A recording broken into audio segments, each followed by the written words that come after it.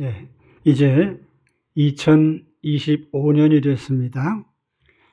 새해를 시작하면서 우리는 뭔가 새롭게 시작해 볼까 하는 생각을 하죠. 그런데 이런 새로운 삶을 어디서부터 시작해야 될까요? 실제로 새해가 됐다고 해서 세상에 변한 것은 거의 없습니다.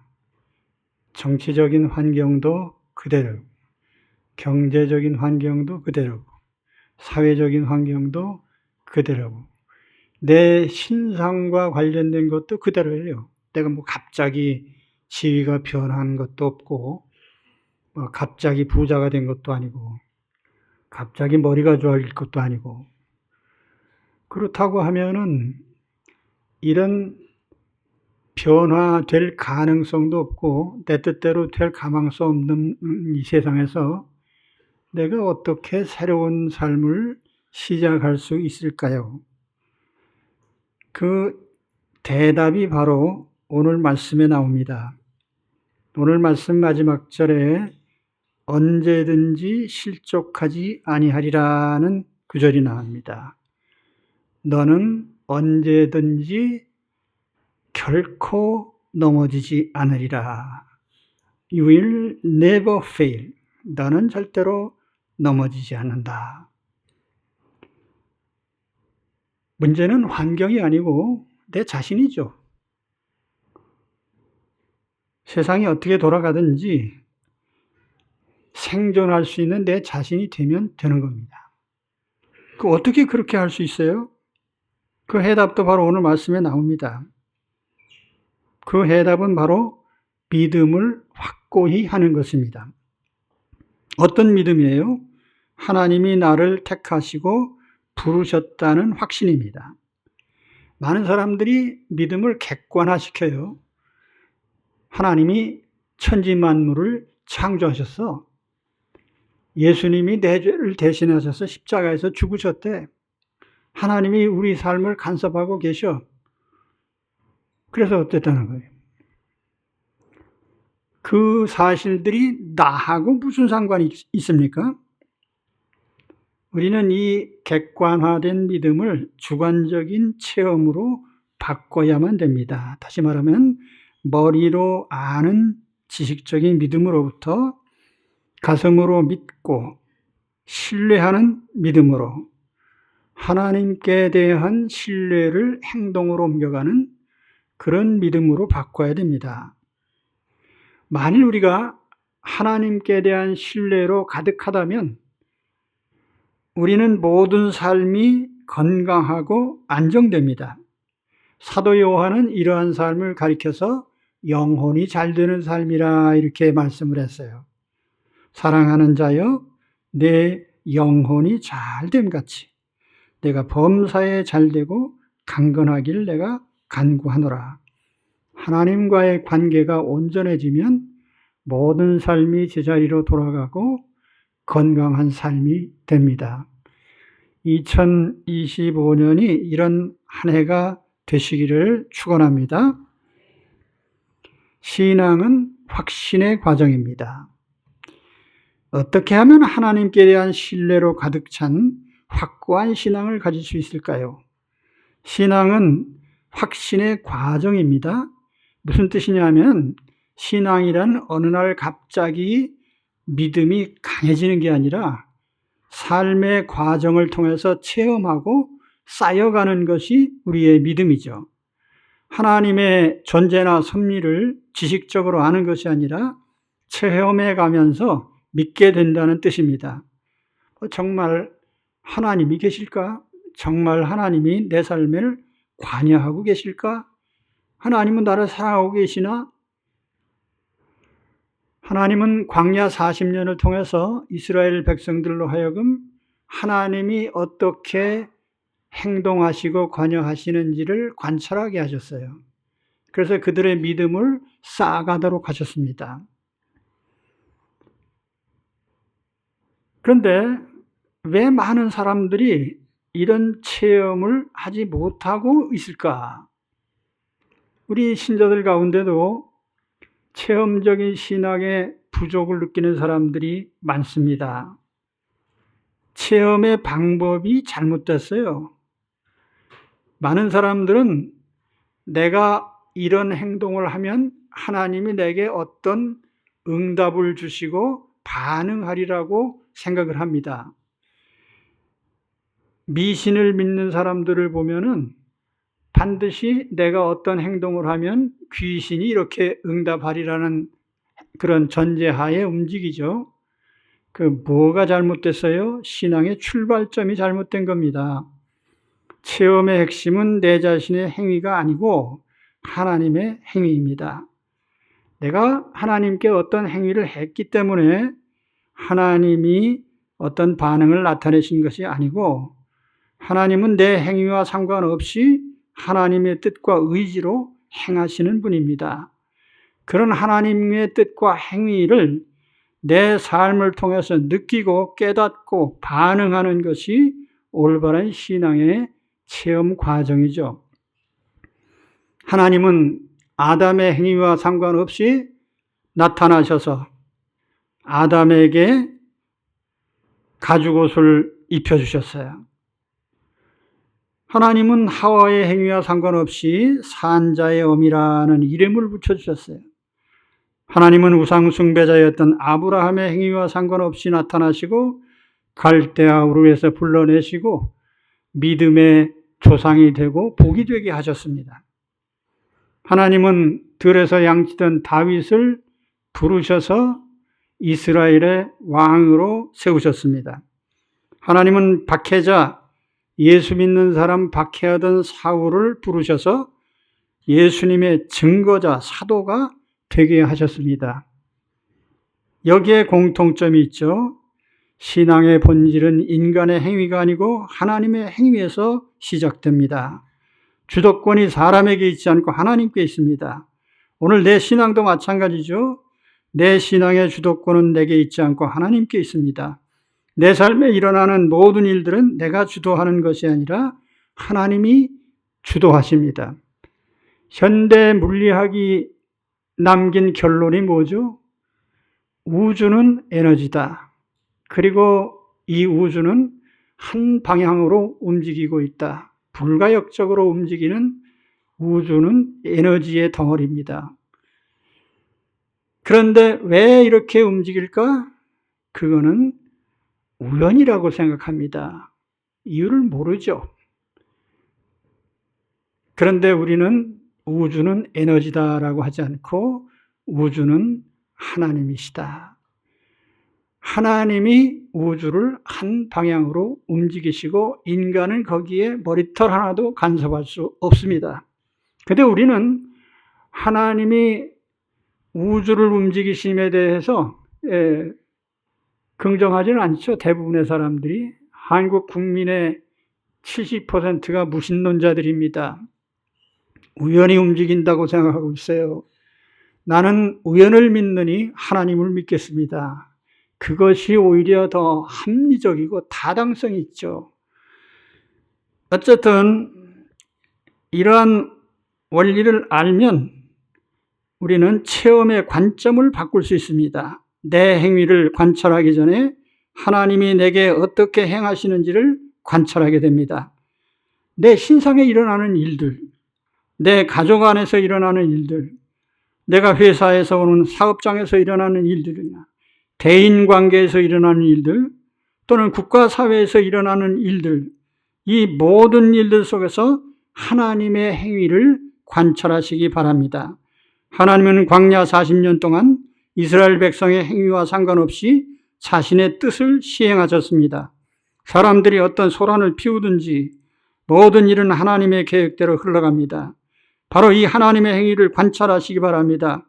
그러면 하나님이 보이고 세상이 보이고 내 자신이 보일 것입니다. 더욱이 요즘처럼 혼란스러운 세상 속에서 무엇도 절대자가 없고 무엇도 제대로 되는 것이 없는데 사람의 목소리만 높습니다. 사람이 어떤 소리를 내도 역사는 하나님 뜻대로 굴러갑니다. 우리는 하나님의 절대 주권을 믿습니다. 우리는 가끔 내려놓는다는 말을 합니다. 그러나 실제로 나는 내려놓을 것이 전혀 없습니다. 나는 빈손으로 왔고 지금 내가 가진 모든 것도 내 것이 아닙니다. 내가 어떤 행위를 했다고 해서 하나님의 뜻이 변하고 의지의 변화가 있는 건 아니에요.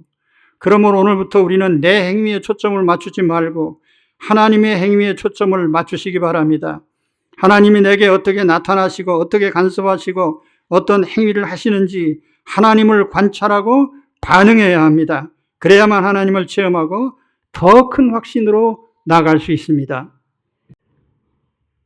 다음으로 말씀드릴 것은 나를 향하신 하나님의 택하심과 부르심입니다. 신앙은 하나님께 대한 체험의 과정이라고 말씀드렸습니다. 이 체험의 과정에서 중요한 것은 하나님과 나 사이의 관계를 이해하는 겁니다. 나와 하나님은 어떤 관계인가? 하나님은 나를 사랑하셔서 선택하시고 부르신 나의 아버지십니다. 하나님이 과연 나를 사랑하시는 아버지일까? 그것을 확인해 가는 것이 신앙 체험의 과정이에요. 하나님이 언제 나를 선택하셨을까요? 내가 하나님의 자녀가 되고 세상에서 어떤 지위를 가지고 어떤 일을 하게 된 이 하나님의 선택의 과정이 어떻게 이루어진 거예요? 로마서 9장 11절에 보면은 그 자식들이 아직 나지도 아니하고 무슨 선이나 악을 행하지 아니한 때에 택하심을 따라 되는 하나님의 뜻이 행위로 말미암지 않고 오직 부르신 이로 말미암아 서게 하려 하사. 에베소 1장 4절 5절에 보면은 곧 창세전에 그리스도 안에서 우리를 택하사 우리로 사랑 안에서 그 앞에 거룩하고 흠이 없게 하시려고 그 기쁘신 뜻대로 우리를 예정하사 예수 그리스도로 말미암아 자기의 아들들이 되게 하셨으니. 하나님이 창세전에 나를 택하셨습니다. 아무 조건도 없이 선택하셨어요. 요한 칼빈은 이와 같은 하나님의 선택을 무조건적 선택이라고 얘기를 했어요. Unconditional election입니다. 조건 없는 선택. 사도 바울은 우리가 아직 나지도 않고 무슨 선이나 악을 행하지도 아니한 때에 택하셨다. 이런 가정을 해봅니다.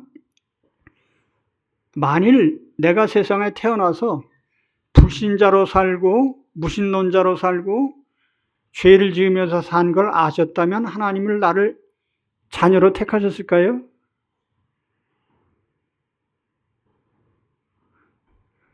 이미 말씀드렸잖아요. 어머니 뱃속에서 무슨 세상에 생기지도 않고 선이나 악을 행하기도 전에 택하셨다고 했잖아요.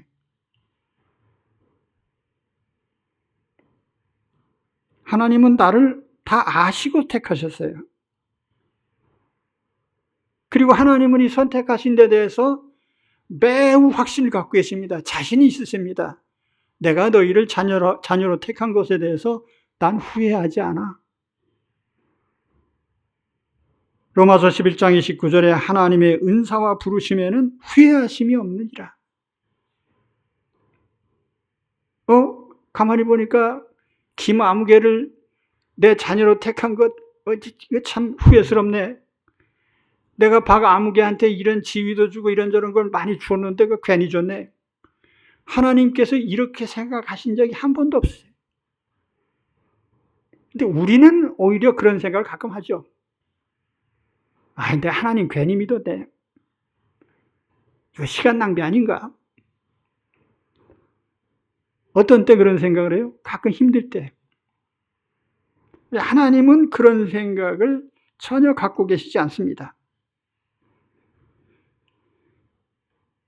하나님은 나를 아시고 창세전에 어머니 뱃속에서 생기기도 전에 나를 하나님의 사랑하는 자녀로 선택해 주셨어요. 그리고 인생의 어느 시점에 나를 부르신 겁니다. 이 사실을 확신하는 것이 우리의 신앙의 아주 중요한 핵심 중의 핵심이에요. 나를 향하신 하나님의 부르심과 선택은 지금도 계속됩니다. 아담이 타락한 후에도 아담아, 네가 과연 내가 먹지 말라고 한 실과를 먹었느냐? 모세야, 너는 가서 내 백성 애굽에서 구해내야 되느니라. 엘리야야, 네가 왜 여기 있느냐? 아직 할 일이 있다. 사울아, 사울아, 네가 왜 나를 박해하고 있느냐? 너는 오히려 내 증인이 되어야 하리라. 하나님은 내 삶을 통해서 하나님을 관찰하고 하나님의 선택과 부르심에 응답하는 그런 우리 모두가 되기를 바라십니다. 여러분, 하나님께서 나를 택하시고 부르신 것에 대해서 이제 확신하십니까?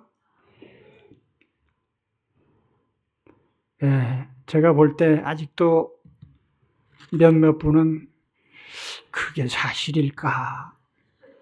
그래서 마지막으로 말씀드립니다. 부르심과 택하심을 굳게 하라. 아버지를 향한 신뢰와 확신을 날마다 크게 키우라는 말씀이죠. 신앙이라는 것은 체험의 합산이라고 그랬어요. 체험을 많이 할수록 믿음이 커져요. 오늘 베드로 사도가 이렇게 말씀하잖아요. 그러므로 형제들아, 더욱 힘써 너의 부르심과 택하심을 굳게 하라. 하나님의 부르심과 택하심과 부르심을 내가 믿는데 그런 사실을 더욱 굳게 확장시키라, 확대시켜라 이런 뜻이에요. 더욱 힘써 굳게 하라. 굳은데 더 굳게 하라. 확신이 있는데 더 확신을 가져라. 더 큰 확신을 만들어내라. 그런 의미예요. 어떻게 그렇게 될 수 있죠? 우리가 살아가는 과정을 헛되이 보내지 말고 매 순간 하나님의 행위를 관찰을 해야 돼요. 그것이 우리가 하나님을 체득해가는 가장 좋은 과정입니다. 우리의 시간 중에 우연히 흘러가는 시간은 없습니다. 하나님의 간섭 속에 흘러가는 시간들이에요. 그렇다고 하면 우리는 아주 사소한 일부터 커다란 일까지 그 모든 과정 중에 하나님을 관찰해야 됩니다. 그것이 우리의 믿음을 키워가는데,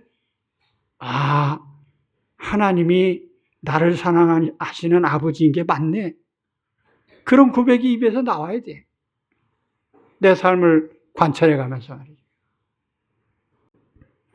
하나님이 절대 주권자가 되시고 나는 하나님이 정한 설계대로 살아가는 인생이라는 사실을 알게 되었을 때 우리는 허황된 인간적 노력을 하지 않습니다.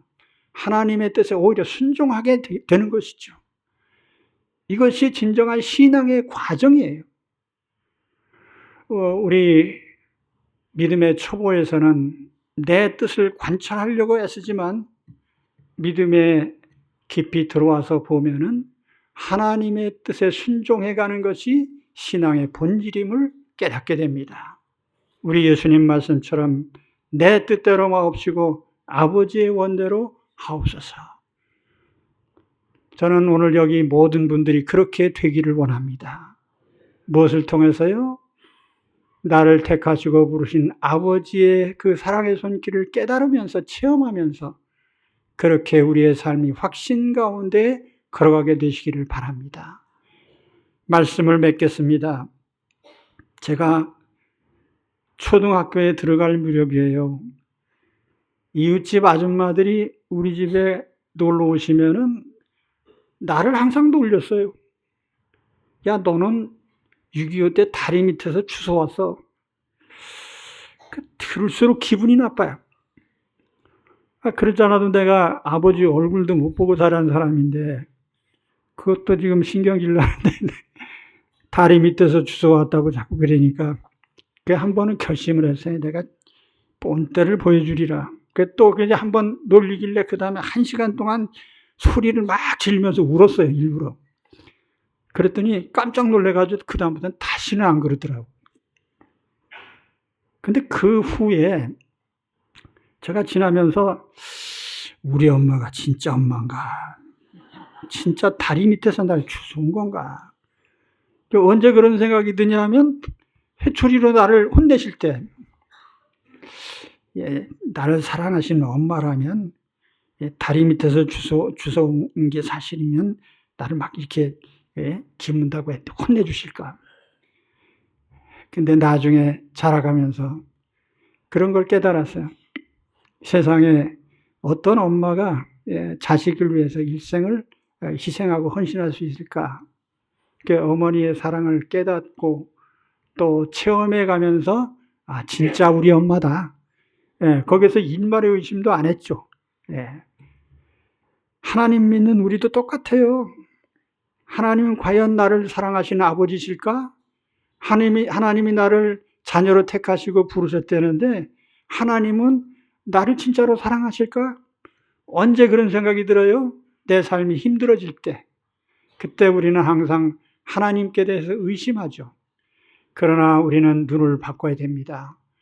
하나님이 내 인생에 어떻게 간섭하시고 나를 위하시는지를 삶을 통해서 보시고 살펴보십시오. 처음에 가시기 바랍니다. 그러면 하나님은 진짜 내 아버지시네. 하나님은 진짜 내 모든 허물을 덮어주시고 나를 사랑하시고 그리고 매 순간 나를 보살펴 주시는 아버지시네 하는 걸 알게 돼.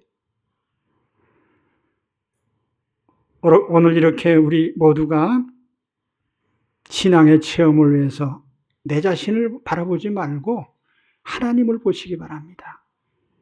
근데 가끔 하나님 살펴보시지 마시고 매 순간 하나님의 손을 살피셔요. 나는 매주 주차장에 차를 끌고 들어오는데 거기에 내 자리가 비어 있을 때도 있고 안 비어 있을 때도 있는데 항상 오기 전에 기도해요. 하나님 한 자리만 주세요. 근데 영락없이 자리가 비어 있어, 한 자리가. 복잡한 자리에. 우리가 크게 생각하는 일이나 작게 생각하는 일이나 한순간도 우연은 없습니다. 하나님은 나를 간섭하시고 계시기 때문에 그 순간들을 놓치지 마세요. 그리고 하나님이 나를 사랑하시고 보살펴 주신다는 사실을 확신하십시오. 그렇게 되면 우리는 아무것도 걱정 안 해도 돼. 하나님이 나를 살펴주시는데 뭐가 걱정이 돼? 어떤 일이 있어도 흔들지 않죠.